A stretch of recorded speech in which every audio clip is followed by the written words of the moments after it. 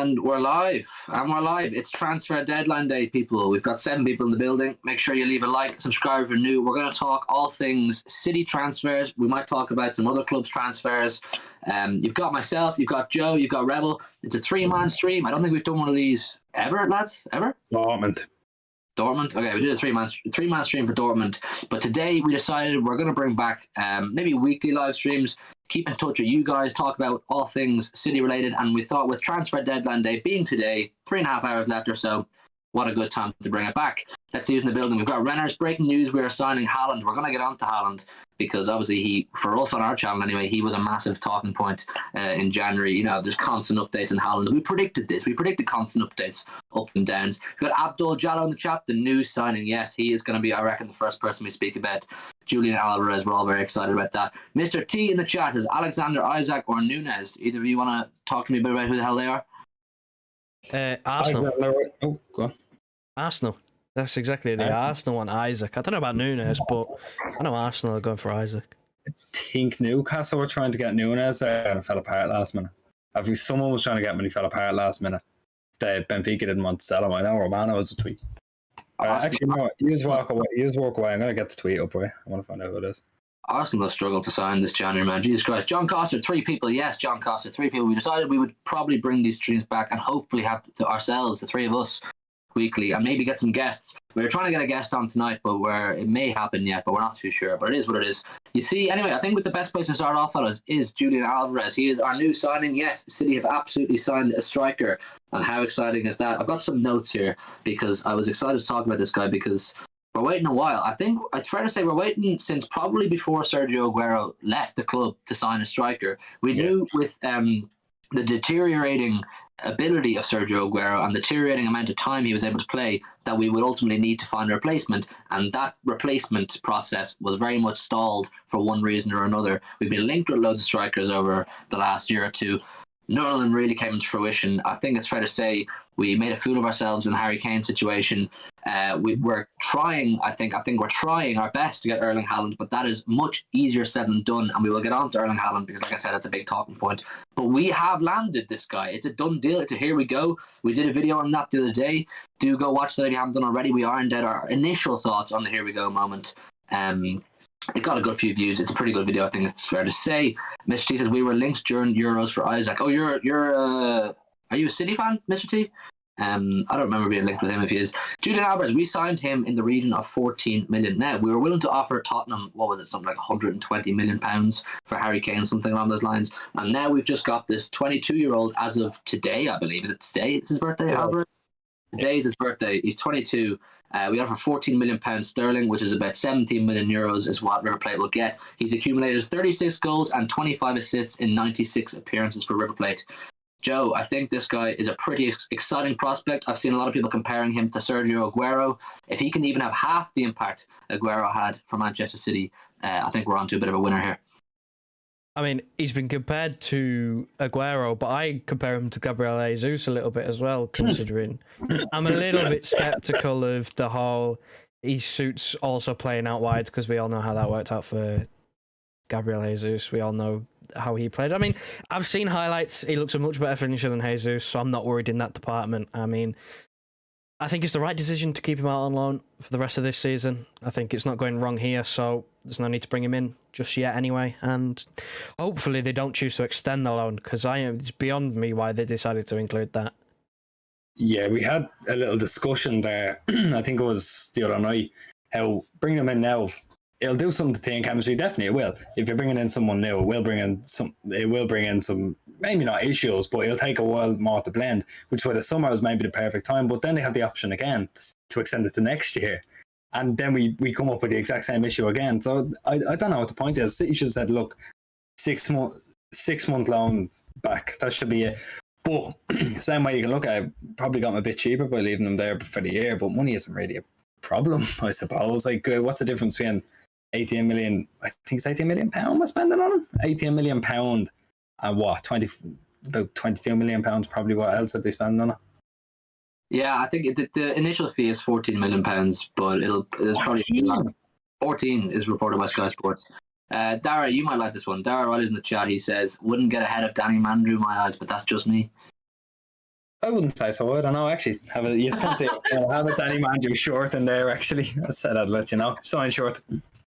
Luke 2804. Is that Luke St. Simmons? It is. That's our boy Luke. He says, just hope Alvarez is better at staying on side than Jesus. Listen, Jesus is a very talented player, but I just don't think he is as clinical as Pep would like, which is why we've moved him out of the wing.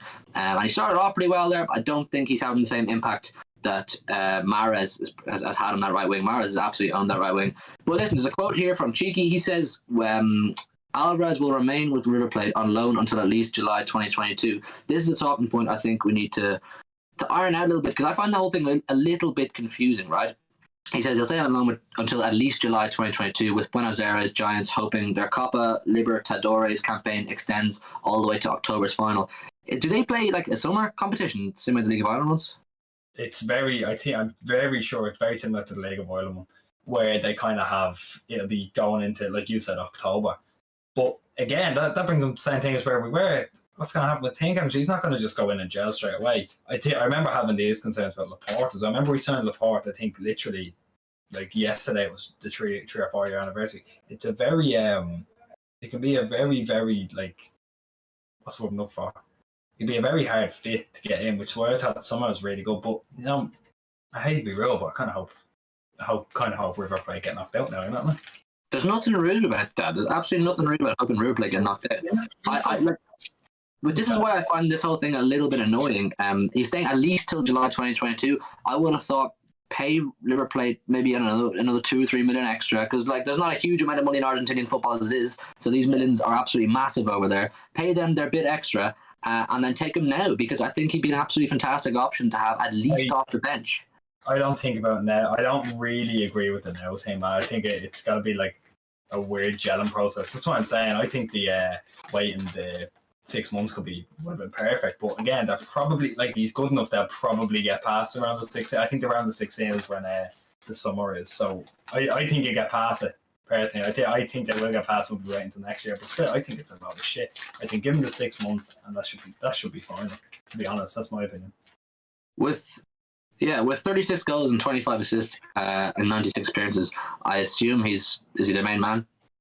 Yeah, he's the main man. He's again, like we said, he can play anywhere across that front three. I think he even drops it again. This Twitter scout report. I don't claim to watch Argentinian football, but he watches plays across the tree and can drop in as well. So like he's very, very good fit. He's the main man, and he's scoring the goals. It's not even like that record. You can even look at it as a little bit blemish, because you should look at his record this season. His record this season, this has been his breakout. Where he's really woken up. So if that's starting to go off, then like he's just maturing, and he'll be even better by the time he comes, I suppose you could say. But it could be a rough culture change at the same time. I think that's what Joel's thinking about with Jesus, is about be a very rough culture change.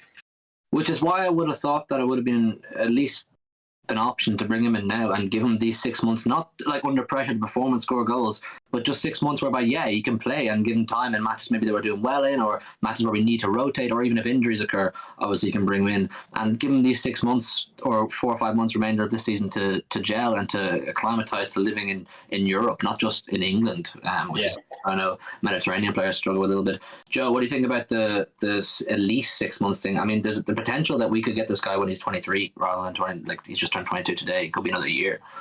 I fully agree with sending him out for another 6 months. I fully agree. You're getting him in the summer. Buy him now, so you guarantee you get him now.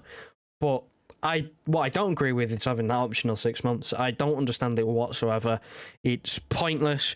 If you're not bringing him in right now this January for whatever reason, whether it's because it's going well, you don't want to disrupt that, or because, for whatever reason, then surely it follows the same pattern as next winter window, where if they do extend the loan, it's the same thing that they're trying to avoid by bringing him in right now. So it's just a bit of a mess, really. I hope for his sake, he actually comes in the summer and he gets a pre-season and he gets a little bit more time to adapt. It's weird, but I suppose they look at it as if they might have shaved a few million off. But again, what is a few million to City? Yeah. Yeah, 100%. A pre-season in the summer, I think, is absolutely crucial. At least if the competition ends for Libertadores or River Plate in July, he can get maybe 6 weeks with City, 5-6 weeks to get used to living in Manchester a little bit. But let's talk about where he will fit into our system, because similar to Dybala, we did a Dybala video we uploaded yesterday, I think it was, or today, whatever it was, and we spoke about him being very much a Pep player because he can play a multiple array of positions. It's quite clear that Alvarez can play a huge amount of positions as well. There's another quote from Cheeky. He says, Julian's a player we've monitored for some time, he said. He is capable of operating in a number of attacking roles, and we firmly believe he's one of the best young attacking players in South America.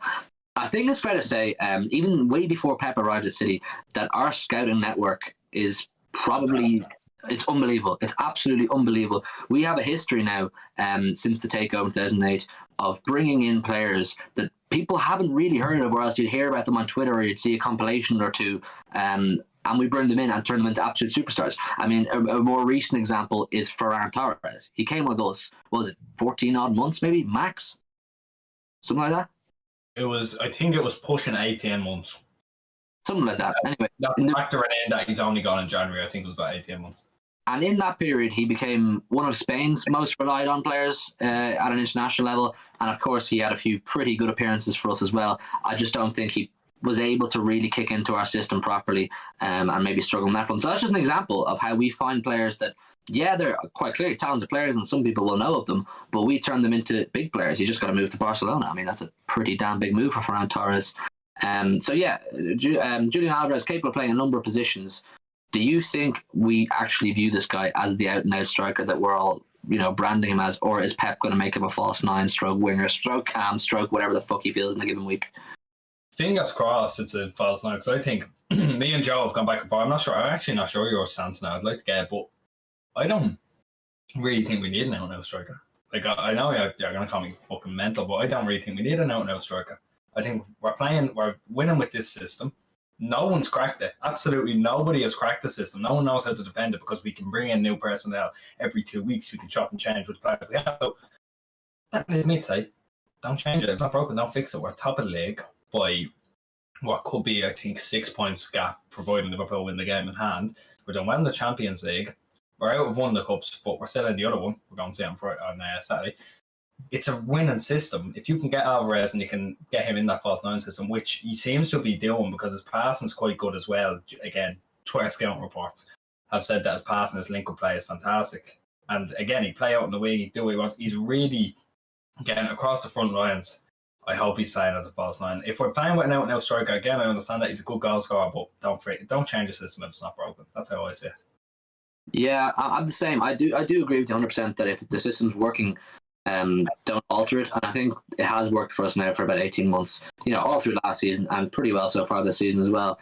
But I think with the idea of bringing in Haaland, which allegedly Pep has demanded to the club that they go all out to get him, it means Pep is thinking of put aside the conversation of him extending, but he is thinking that if he is here in the future, he will need to adapt further, and that's something that Pep Guardiola is an absolute genius at, being able to adapt and overcome hurdles. He did it in that in the season that Liverpool were champions, where they won the league, that 1920 season. Pep figured out that not having Aguero and Sané and these kind of players available meant he would have to transition himself and his style of play into what we now see as the false nine system. And plenty of other clubs have tried to copy it all around Europe. I mean, just more locally in England, clubs like Arsenal have tried to use the false nine and it hasn't been so successful. It's much like it looks a lot easier than it is, and it's a complete tactical mystery. I mean, people at our level of the game simply can't describe it. But I think bringing in Alvarez, it definitely obviously gives us an option. But I think the false nine system is something we will see. I'd say Alvarez will play false nine at some point. I'd say it's something he will add to his game. And the fact he can play so many positions means Pep does view him as a player he can chop and change around with. Joe, what do you think about this? I think it's an interesting one where Alvarez will play when he comes in. And who's to say we won't have another striker at that point? He's not going to be the out-and-out striker. I mean, I like to look on, for stats anyway, I like to look on who scored, because it gives you a little bit more detail of like their play style, how they like to play. And we all know he's built like Aguero. He's short, so obviously he's weak in the air, which, if we're going to be honest, that's what we wanted our main striker to be, someone who can get on the end of a cross.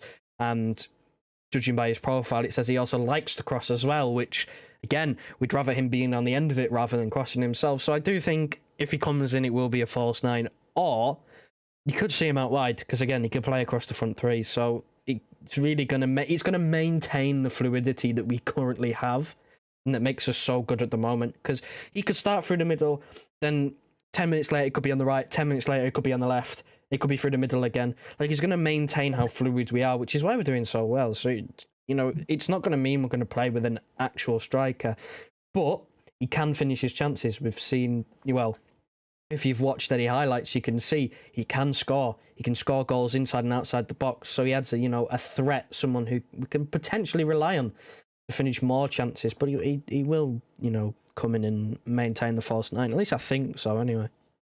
I think that. Go on. I think it's again what I touched on earlier. It's the fact that we can change our personnel every 2 weeks. He feeds right into it. Feeds into someone who's playing the right, play through the middle, drop into. I'm not going to say midfield, but you can drop into that little space between a striker and the attacking midfielder. You can do all of that. Like he seems to be like just adding to this style of play that we should be sticking by. And again, look, we're going to sign a striker eventually. Eventually, even Pep said we are going to sign a striker, but for now, if it's fitting the system, don't change it. And it's adding to what we already have. It's adding to a couple of world-class players. That's someone we can make world-class and make our own. And again, it's only about £17 million. Euros. 14 million pounds, 70 million euros, yeah. And Joe touched on his goals. Obviously, he is capable of banging in a few, 36 in 96 appearances and 25 assists. He's clearly quite a talented player, right? And he's only recently, like today, obviously he turned 22, but he's only recently started getting his game for Argentina's first team. And that Argentina first team is absolutely star-studded. I don't need to go through the list of players. Are they the current Copa America champions? Can someone tell me? Yes. Yep. There you go. Enough said. He's already won 6 caps for Argentina. I know he played for them the other day, and he got to wear the number 9. So clearly, Came on. So clearly, whoever the Argentina manager is sees a future in Julian Alvarez and thinks he's a talented enough player to be involved in that squad at that age. It's pretty mad playing with the likes of Lionel Messi and all these kind of things. So he's learning off very good players, and when he comes in and learns off Pep, I think he's going to develop even more. But I think an interesting topic related to Alvarez, which I think was something we all had kind of a question mark over when this story picked up steam. We were kind of saying, does this mean we're pulling out of a Haaland deal? Does this mean we're not going to maybe try for Kane? Does this mean we're not going to go for Vlahovic? I know he's gone now, Vlahovic. That's finished that one. But basically the question was, is this going to hinder us bringing in a big dog striker? Joe mentioned a second ago that's something that basically the only thing we're lacking right now in attack is a bulldozer up front who can get his head in the ball. The only person capable of getting a header right now, by the looks of it, is Aymeric Laporte. We don't have a big striker. Obviously, Haaland can do that. Obviously, Kane can do that. And there's plenty of other strikers, but that's what we're missing. The question was, is this going to hinder a big striker? And the word is no. So how do we feel about this? This could mean our team looks even more different come the very first game of the next season. Yeah, definitely. Like, it's, again, we can keep going with this system. We'll end up getting it. Like, I personally wouldn't even be 50% sure if we'd sign a striker. I think the Haaland deal, again, still in the pipeline. I think Sam Lay, literally about half an hour before we went on, he said that it's not going to hinder it. But City still knows his destination, like his preferred one is still Madrid. They're still going to try. Like, they're not just going to let this fall out, you know what I mean? They're not going to let this just fizzle out. They're going to try, which is what we can ask of. But if it doesn't happen, again, we have a strong enough squad. Joe? I mean, I hope I believe they'll still go for someone. Whether we'll end up with someone, I don't know. Up for debate. It's clear that Haaland looks unlikely right now, although that story keeps changing every 10 minutes. So, I mean, who knows? I mean, apart from Haaland, I don't really see anyone else. I mean, the way I look at it, if it's not Haaland, we'll stick with Alvarez and just keep with a false 9. I don't think we'll bother going back in for like Kane or anything like that. Just as a bit of housekeeping, people, there's 10 people in the building right now. If you could just do us a massive favour and leave a like on the stream, it would help us massively. It helps other people find the stream, helps the community grow. So yeah, just leave a like and of course subscribe if you're new yourselves. MCFC, okay. Als, how are you doing, my friend? He says hello, lads. Luke says just seen Aubameyang is joining Barca, meaning Arsenal have to rely on Lacazette, and Nketiah might as well become false 9 FC like us. Well, we touched on that a couple minutes ago, that other clubs, Arsenal is the team that I named, have tried to emulate our false 9 system less successfully than us. But yeah, I mean, listen, Arsenal is a conversation in their own. They've got a bit of an uphill battle. Torrin Smith says tough on Haaland in the summer. I mean, hopefully we go all in on Haaland. That's the next person we're going to talk about. So I think it's time we talk about Erling Haaland because a lot has happened. We've done quite a few videos on Haaland, lads, throughout January, and before that again. Joe said it. The annoying thing is the story changes every 10 minutes. And I had a quick look at what the latest Haaland updates are just before we went live. And we were told throughout January that he wanted Real Madrid. And now the Daily Star are saying, you guys, obviously, as usual, you can decide how reliable any of the sources we speak about are. We just kind of accumulate it all and give it to you and have a conversation. We're not claiming to be the experts or anything. The Daily Star are saying, Erling Haaland is delaying a decision on his future to buy Barcelona time to raise £300 million required to sign him. £300 million? Are you mad? What? It makes sense. They're not going to raise it. But if you think about the accumulative, like the agent fees, the dad fees, the after-tax fees with Haaland, with the bonuses, the wages, the transfer fee. I know transfer fee is about, don't let me head, about €85 million. Is the release cost, but it's €64 million. I had a look before. €64 million.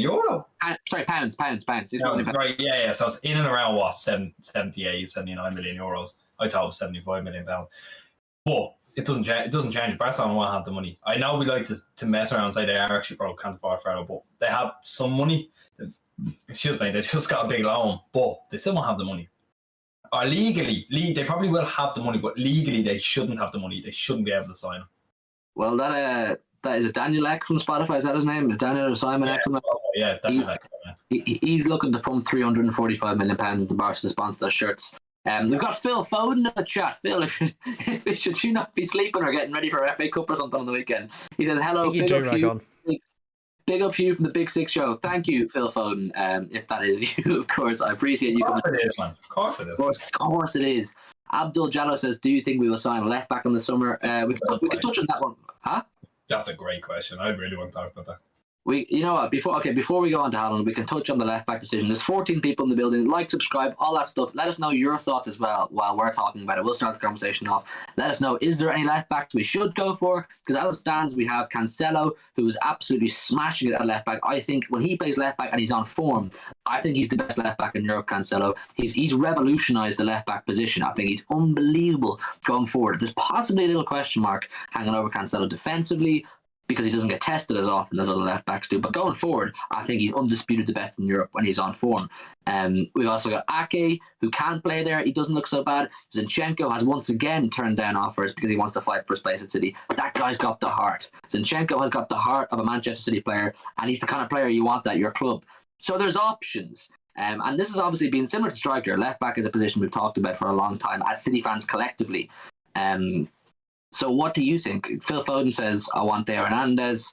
John Costa says, it's definitely the real Foden. Yeah, it is the real Foden, 100%. Phil Foden wants Theo Hernandez, but is he not about to sign a new deal, or is he not due to stay, or something like that?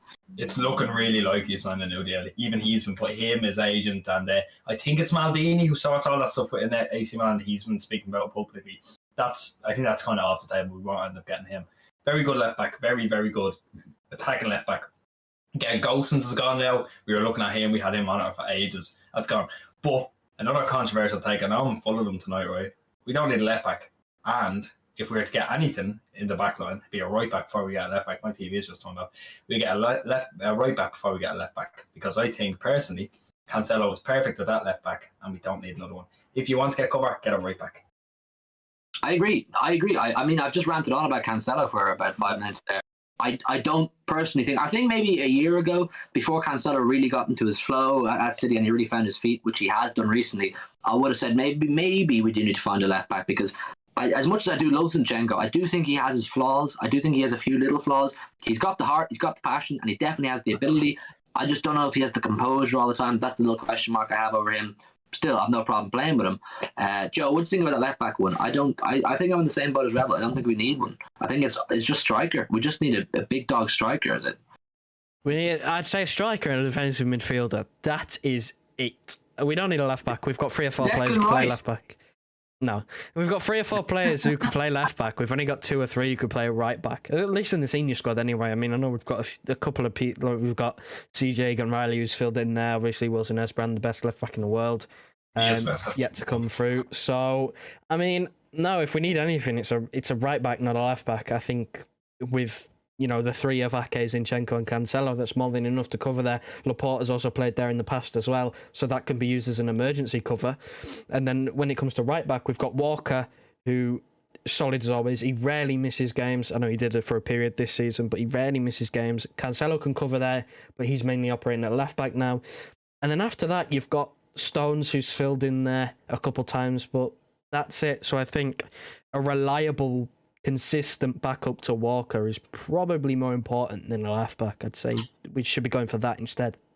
Any right backs in particular?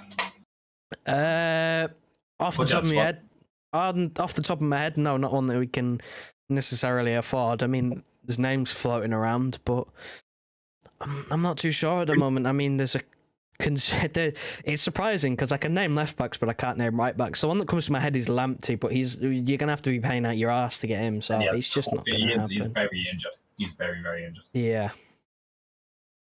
I think anybody we look to bring in from the Premier League, we're going to be paying through our arse for. I think it's most likely Pep will bring in, if there ever is another fullback to come in under Pep Guardiola, it'll be a fullback from somewhere around Europe, maybe another South American prospect that Pep can mould into someone that he particularly likes. I like Tariq Lamptey, and I'd like to see him at City, but I think Brighton would make you pay a fuck ton of cash for that kid. Phil Foden says, this summer I want a CDM, a striker, a left back from the academy. I want Josh Wilson-Esbrand, as Joe said, one of the fullbacks in the world. He is a baller, to play left back sometimes. I think we haven't obviously seen a lot of Joshua Wilson-Esbrand, but what we did was against Wickham we saw him play, and we've watched him in the EDS a couple of times. He's a very talented player, and I think he has a future at City. But is he going to get his game time anytime soon? I don't know. I mean, Kyle Walker doesn't seem to be slowing down anytime soon. I banged on about Cancelo enough. You got Zinchenko. Stones has played right back before. I think the likely transition is whenever Kyle Walker does slow down or is showing signs he can't play every single week, Cancelo will become the right fullback, and you'll see someone like Wilson-Esbrand play left back, or Zinchenko or Ake. I don't know about Ake. Maybe I think he may move. Huh? I love Ake. I think he's the last few games he's played in, he's been great. I think I'm actually really surprised how good he is going forward. No, I'm not saying I don't. Oh yeah, no, of course, yeah. I just think he will ultimately want to move to somewhere else and try something abroad, because I think he realizes he's probably good enough to start for multiple teams around Europe, and he'll want to do so. Abdul Jalal says, should we start looking for a Fernandinho replacement? I think that's another good conversation to have. Phil Foden says, what about Pedro Pero? He is from City. Do we know this kid? Yeah, he's a right back. He's out on loan at Sporting. But they bought him, haven't they? They have an option to buy. Yeah, sorry, yeah, they have an option to buy, but we have a buyback clause in them. It'd be like Angelino, that one, where he might come back or we might sell him on again. Mm-hmm. I think I don't want to say he's good enough because I don't watch much Portugal. I know Joe watches a bit more so than I would, but he's been highly rated. They play a very weird system. I'm pretty sure they play a 5 as well, so it'd be a very attacking wing back, a very, very attacking wing back, which means that you're not getting the defensive coverage of Walker, and if you are playing him, you might have to play a bit more defensively sound left back than Cancelo, but that's not to say that Cancelo can't defend. I think he's shown multiple times against Salah. I remember last year in the 1-1 draw, he pocketed him. Salah didn't get an inch, and he was fantastic. But I do think if you're sacrificing the defensive stability of Walker, you can't have someone who's as attacking as Cancelo in the same team. I think it'll just break down, unless of course you're chasing a 2-0 deficit or something. You know what I mean? But, or you're playing Burnley. Oh, you're playing Burnley, of course, yeah, with their 6'6" Wout Weghorst. Fantastic sign. What a sign! Well, listen, I think we're kind of lucky to have Walker because he's such a unique defender. He's got the rapid pace and he's so good at defending that you're going to struggle to replace him regardless. But I think someone we need to talk about obviously is Erling Haaland. I said we would talk about him, and I promise you we will talk about him. But there's a good question here from Abdul Jalal, which I don't want to overlook, because it is something that we'll probably do videos on and probably talk about more in live streams down the road, because it is an increasing conversation, maybe not to be worried about, but to start thinking about with Fernandinho, aging. I think I saw something on Twitter the other day suggesting that he's starting to think about life post City, and it's probably going to be this summer that we finally say goodbye to Fernandinho. Very sad times, but the wheel keeps on turning. We got to get a replacement. Me and Joe, I think it was, or was it me and you? We did a video on Declan Rice. Joe. I think it was me. Joe. Yeah. I haven't spoken about Declan Rice. I don't think it'll happen. I think 100 million is too much, especially when you're pushing for a striker. But if you're if you had said to me 2 years ago that Jack Grealish and Declan Rice would be in the same team, that I'd be supporting. I'd find it wild, to be honest with you. Do you want to give the people a bit of context for maybe not our Irish viewers? Yeah, I will. Right. So obviously we're Irish. Well, minus Joe, me and Hugh are Irish. They played for Ireland and left Ireland because you can transfer to international teams. Apparently, For Queen and country. For Queen, you shut your foot. Sorry, you shut your mouth. But yeah, look, that's what happened. We'll underline it there. But again, if he joins, I'm not going to be annoyed. He's a fantastic player. I'm more annoyed that he doesn't play for Ireland because of how fucking good he is. Because you saw in the Euros, he was unreal. Him and Phillips and that pivot were unreal. But I suppose you can look at it the other way, that if you say no out of that either Souček or Phillips pivot, will he be able to perform? I'd say so. I think he's good enough, but it's 100 million for what at the moment will be a backup. It's not a good business decision. No, and we absolutely do not buy into the double pivot system. We don't want to see Rodri play beside Declan Rice. It's one or the other, and I'm happy to see either of them play. But the question is, should we start looking for Fernandinho replacement? Yes, we should. Is that replacement Declan Rice? No, probably not, because whilst we'd love him to play, he would need to be number one choice, and I don't think, as Phil Foden says in the chat here, would Rice accept squad rotation if he joins City? I don't think he would. I don't think Rice wants to go somewhere where he won't be guaranteed to play starting 11 every single week. The guy's an international for England, and he's the baller at West Ham, and he's clearly got another level to go up as well. He doesn't want to go up and be competing with someone for one position, or a position that's hard to nail down. I know Joe spoke about it in our video on Rice, that Rodri plays most games, and centre defensive midfielders play most games throughout the season, similar to the goalkeeper. They accumulate the most appearances, so he'll find it hard to compete with Rodri if he comes in. Joe, I want you to speak about someone that I'm going to give to you now, because I know you're a big fan of this kid, and I think I agree with you that there's a future for Romeo Lavia. Oh, I'm hoping and I am praying that they decide to, instead of sign someone like Rice for 100 million, I'm hoping and praying they just give the keys to Lavia, because he's unbelievable. He's got a bit of Fernandinho about him. He's got a bit of a rash side. He's been sent off a couple of times this season. I remember he was on a yellow card against Wickham, and there was a few tackles that he put in where he was given a foul and he could have been sent off. But I mean, I really, really, really want to see him step up. I know it's a big step up. I think he's the youngest of the lot. He's about 17. He's younger than me, for goodness sake. Like, that's mental. You're just old. You're just getting old. I'm just getting old now, yeah. Very old. We were only talking we are fucking greying, like, compared to the crop coming through. Look at Palmer, I'm pretty sure he's either my age or a bit younger. Like, it's so depressing, but at the same time you look at that, these players are going to be unbelievable if they're getting picked at this age. And I think Lavia is a shoe-in. Lavia is learning from the best. He's a shoe-in. And it seems that I've seen a few pictures of him in training, like after Fernandinho something to carry the balls. Very clearly has a decent relationship with people in the squad. So I'd get him in. I'd give him the keys, like Joe said. Is that what you think, Joe? Yeah? Yeah, I really, really want to see it. I am a little bit pessimistic because of how they usually deal with young players. You saw with Foden, you're seeing it with Palmer, you're seeing it with McAtee. They don't get many opportunities at first. They're normally in and around the bench, coming on, might get a few starts in the cup. Now, Lavia's played a few cup games, but I don't know, I'm hoping, but there's that thing in the back of my mind telling me with the way that they've dealt with previous young players, it's going to be more of the same, and they'll either stick with Fernandinho for another season and then, integrate Lavia into the squad a bit more, or they'll sign someone and then it's tough for him to get in the team. I don't know. I don't think it'll be another season for Fernandinho. I personally think Fernandinho's gone at the end of the season. I think the fact that he's playing such little football this season just proves he doesn't really have it in his legs anymore. I mean, he was a revelation last season to even continue the way he did. But I think the time's come now to either bring in someone to compete with Rodri and accept the fact that they won't be first choice every single week, or just give that role to Lavia. And I do agree with you guys. I think Romeo Lavia is an absolute talent, and I think he has a future at City. And it's kind of hard to say that about our EDS prospects, that, this guy definitely has a future at City, because we buy in talent and we produce so much talent that it's kind of hard to identify and pinpoint the guys that you think, yeah, this guy's going to play first team for us. But I think with the way Pep speaks about Lavia, and the amount of time Lavia spends with and around the first team, he trains them daily now, I'm fairly sure there's clearly something there for him. And City have rejected any talk of a loan move for Lavia or a move away, it's just been shut down. Anytime it happens briefly, it's shut down straight away. Pep likes Lavia, the club like Lavia, we like Lavia, we hope you like Lavia, because we're going to be seeing... Joe likes Lavia. Joe loves Lavia. Abdul has scored. I'll talk about Abdul's comment now in a sec, because I think it's another conversation. But Ragnar Lothbrok says we should sign Yves Bissouma. I mean, he's a very good footballer.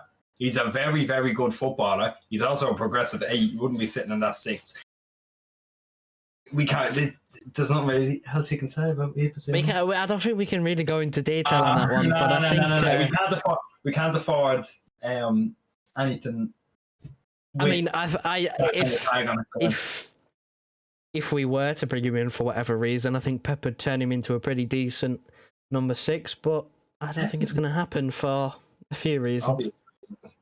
Moving on swiftly, Abdul has come on and said, I agree 100%, but I think this could possibly be even more difficult to do than Erling Haaland, and that's Jude Bellingham. He said, I think we should sign Jude Bellingham. I think when the time comes for Bellingham to move, I think pretty well every club with any piece of cash will be looking to sign Jude Bellingham. He is an absolute star right now, and he's going to be even more of a star in 4 or 5 years' time. Whether we can land him or not, I mean, I think we could if we went balls to the wall for him, but I don't think we will. Touch on Bellingham quickly, the pair of you, and then we'll move on to Haaland. Liverpool written all over. Liverpool? Nah. They can't afford him. They can't afford him. Liverpool. They still have all the Coutinho money. What are you on about? Fuck's sake, they sold him for 150 million. They still have it. No, but written all over him. I think they'll somehow bullshit their way to getting him right. I think there's every chance that by the time he's leaving Dortmund, be it in the next couple I think he'll probably stick around for another couple of years. The situation's changed. You never know, a football situation could change. It could be bought out, be taken over. You know what I mean? Not that I think it's going to happen, but it's still eventually in his career, he will be in Liverpool. He's one of those players that's fucking Liverpool written all over him. I hate to say it as well, because I don't think we'll get him. I think we'll have someone. I think we'll sign someone on the cheap and we'll bring him up into someone who can play that A. Because let's be fair, he may stay another few years, but Bernardo's not going to stay forever. We're going to need someone to come in, and I think by the time Bernardo leaves, Bellingham will have either moved on or is still spending another season with Dortmund. You just never know. I think Bellingham will be at Dortmund for at least another season or two, because he's still... But I don't agree with you. I don't think Liverpool are going to have the money to pay. Where's that come from? I just think he's a Liverpool player. I just think he's properly... No. I'm not even factoring in money for a second. I think he's just one of those players who's going to end up. I'd agree with you if he was going right now, because I think Klopp could pull it off with his relation with Dortmund. In a couple of years, Klopp's not going to be there. I don't think he's going to Liverpool. I don't see him in a Liverpool kit. I just don't. They ain't got no money. See, it's one of those. I remember when we were talking about Gravenberch a few years ago. Not a few years ago, a few months ago, when we were talking about Gravenberch just as a player. I said then Liverpool written all over him as well. I think it's just some. I don't know what it is, just creative midfielders that put their heart and soul. Liverpool have zero creative midfielders. Let's not get it twisted. They have Thiago. Yeah, but they also play a midfield three sometimes of Fabinho, Henderson and Milner. It's the most negative thing you've ever seen in your life, but he works hard. Yeah, I don't see Bellingham. I don't think he'd be a necessary fit for Liverpool. I don't think they could afford him either, because they don't like to splash the cash. He won't end up at Madrid anyway. I just try to comment there. He's not going to end up at Madrid. He'll be in England. I see United were linked to him before he actually moved to Dortmund. United were going to sign him from Birmingham, but he chose Dortmund instead. And to be honest, I don't blame him. It worked out for Sancho, so he basically chose the same thing. Yeah, I think Joe's right. I think for me, it's United or Chelsea. I think we'll get Jude Bellingham, but I'd love us to go in for him. But listen, we could talk about Jude Bellingham to the cows come home, but he's not leaving Dortmund anytime soon. But I still do stand by what I said. I think he'll be actually logistically a harder deal to pull off for anybody than what Erling Haaland will be, because there's a very select few clubs in for Erling Haaland. There's no release clause either that I'm aware of about Bellingham. There's no release clause whatsoever. He's just like, they must have learned with the Haaland thing to say, right, we're just going to throw in that. We can listen to offers when you say you want to leave, but there's no release clause, because they're going to get bent over with that release clause for Haaland. Haaland's worth minimum. Because of Raiola. If Raiola knows what he's doing.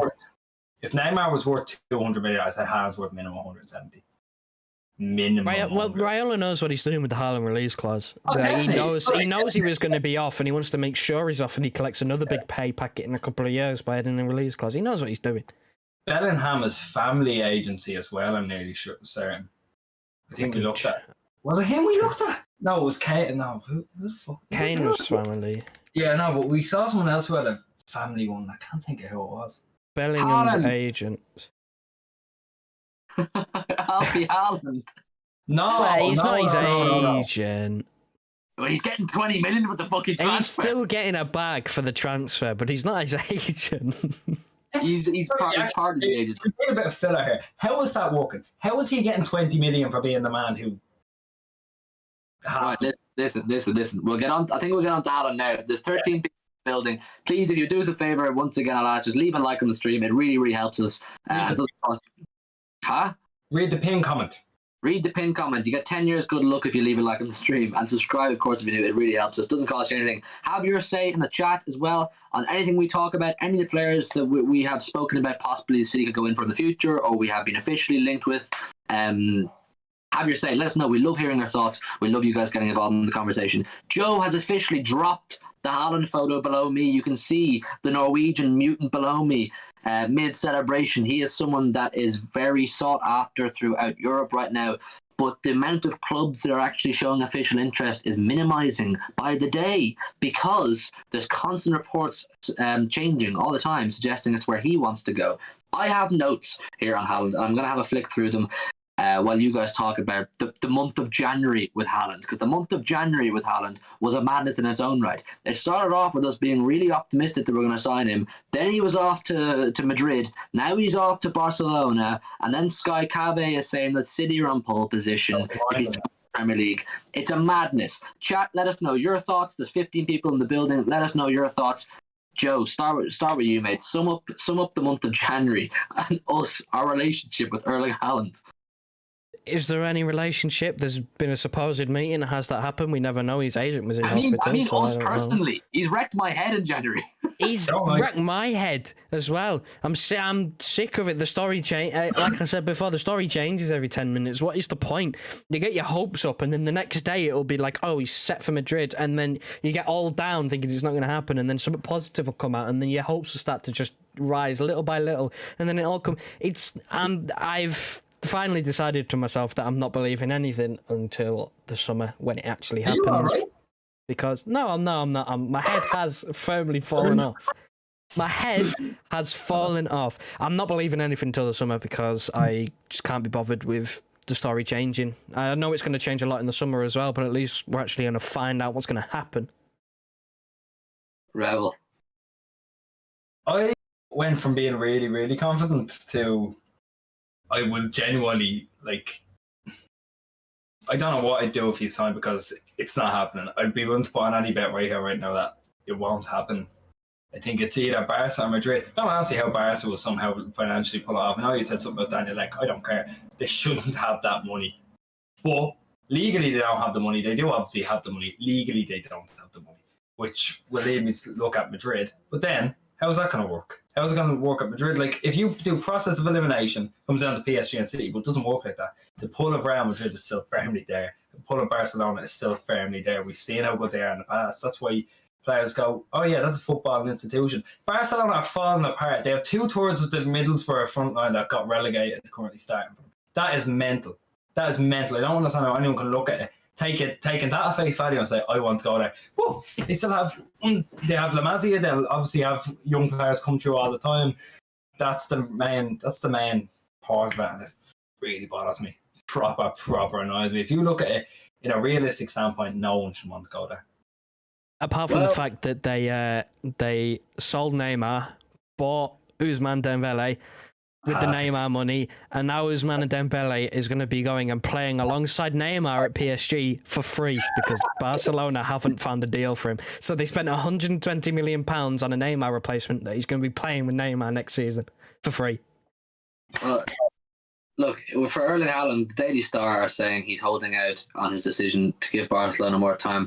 But our friends over at City Extra did an article, which I believe came out today, about Erling Haaland, and they're saying Real Madrid's interest in PSG forward Kylian Mbappe is likely to impact their financial acumen in securing a move for Haaland. Now, this is something that is, I think, well worth bearing in mind. Obviously, there's a lot of bullshit goes on surrounding Erling Haaland, a lot of bullshit pieces of information and stuff that really not pay much heed to.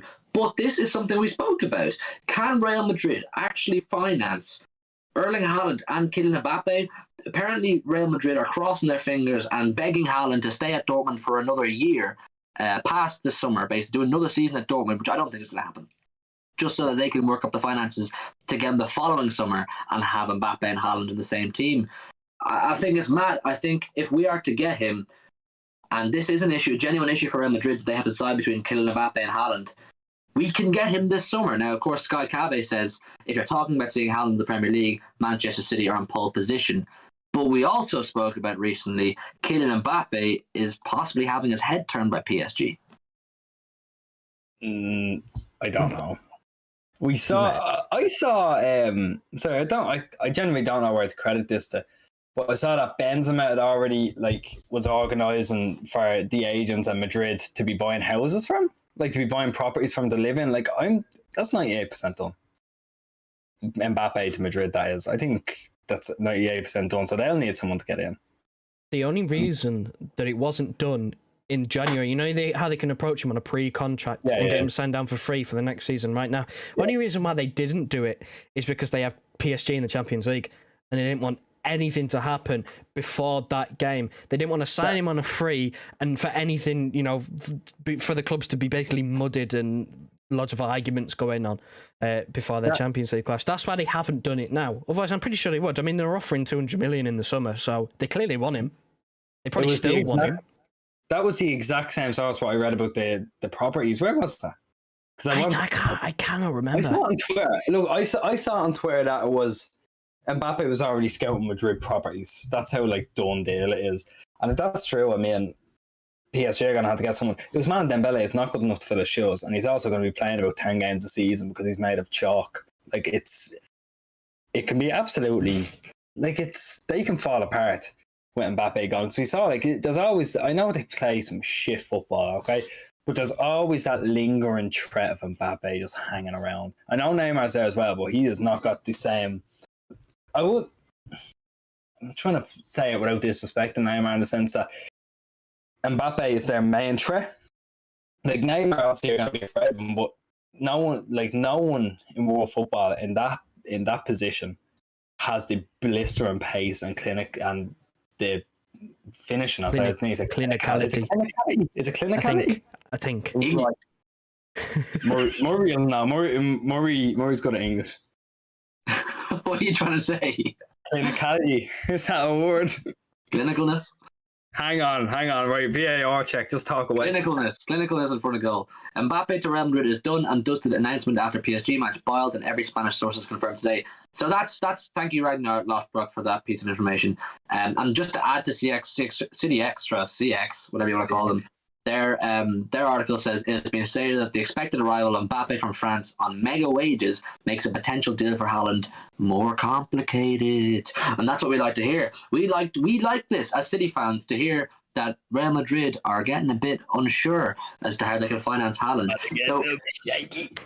So what we need to do is, as a club, if we do decide we want Haaland badly, which I think we do, and based off reports, this summer we got to go in with the big shot. We got to go in with the big injection and say, listen, don't bother hanging around Dortmund for another year. It's a waste of time. You're not going to win fuck all. Bayern win the league again, and you're not winning any European Cups. Let's be real.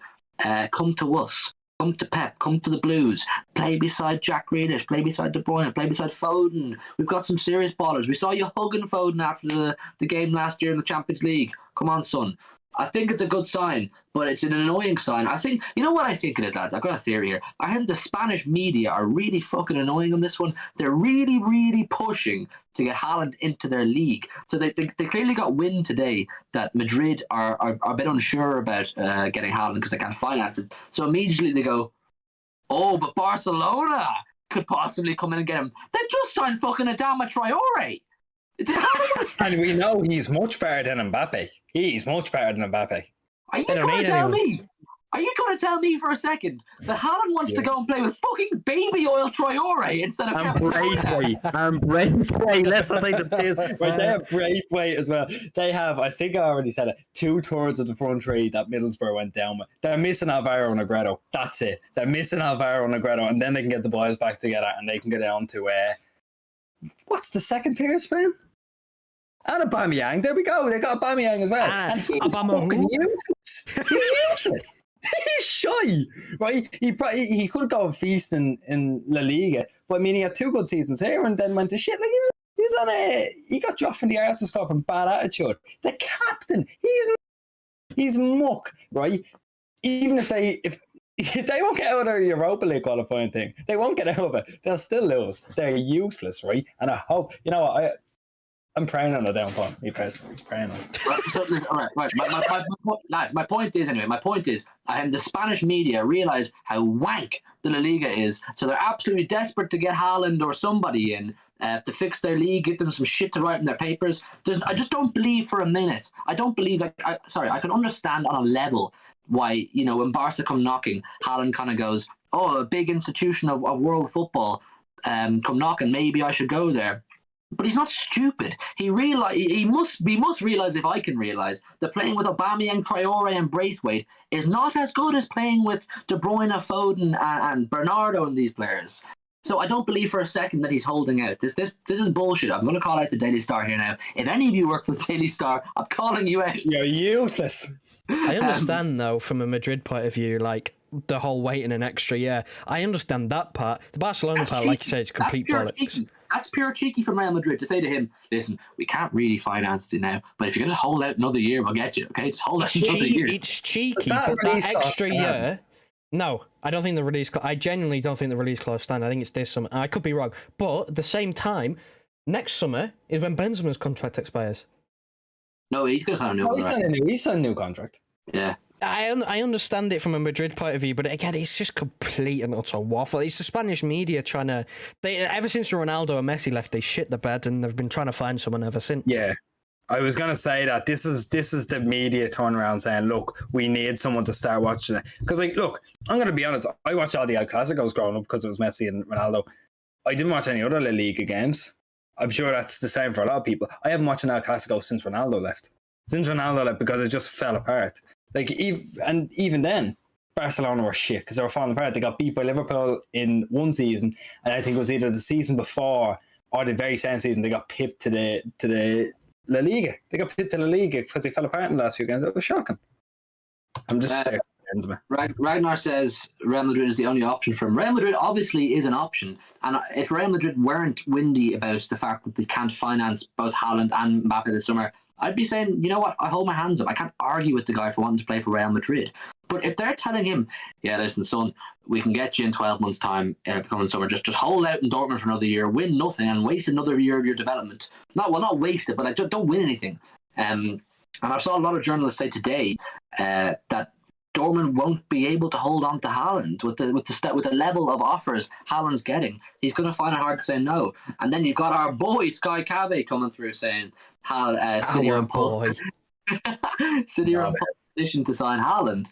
I think we are in pole position, and you guys know. I know you guys both know this, and any of you who follow City and have them for a while, you will know us in the transfer window. We are silent operators. We do our shit very remotely. We are not like the Spanish teams who like to make loads of noise and a big song and dance.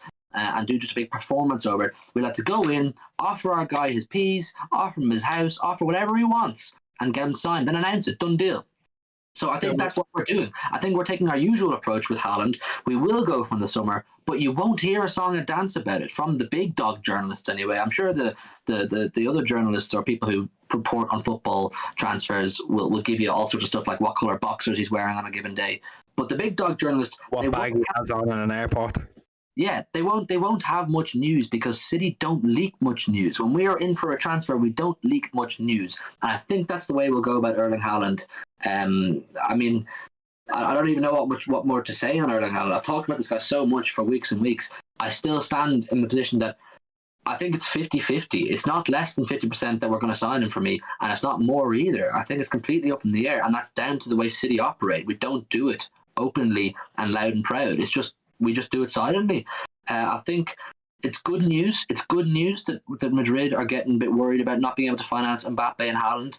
It means Haaland may say to Madrid, listen, maybe in a few years I can come to you, but I might go do 2 or 3, 4 years at City and develop there. I think if he has real aspirations, I said this on a few videos ago about Haaland, if he's got real aspirations, he'll want to come to the Premier League. And where is the best place in the Premier League right now to play football? Under Pep Guardiola.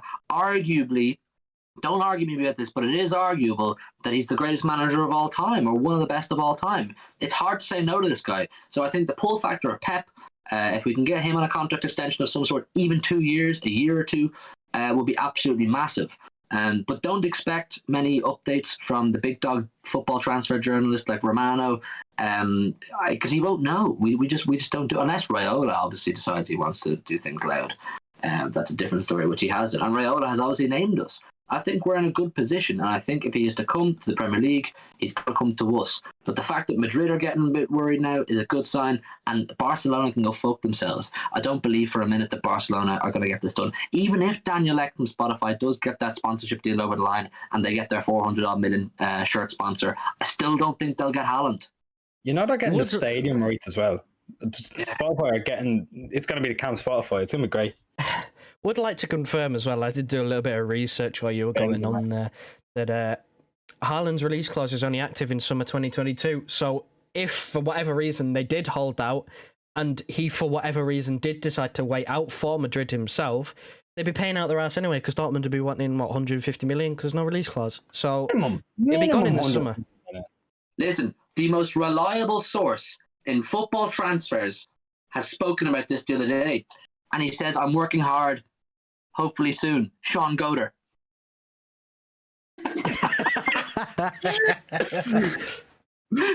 Fucking the goat, man. 17 people. 17 in the building. Leave a like, please. It really helps us. Subscribe if you're new as well. We're having a laugh. We're talking about Erling Haaland, as you can tell. It's a frustrating and exciting one. What were you saying there, Joe?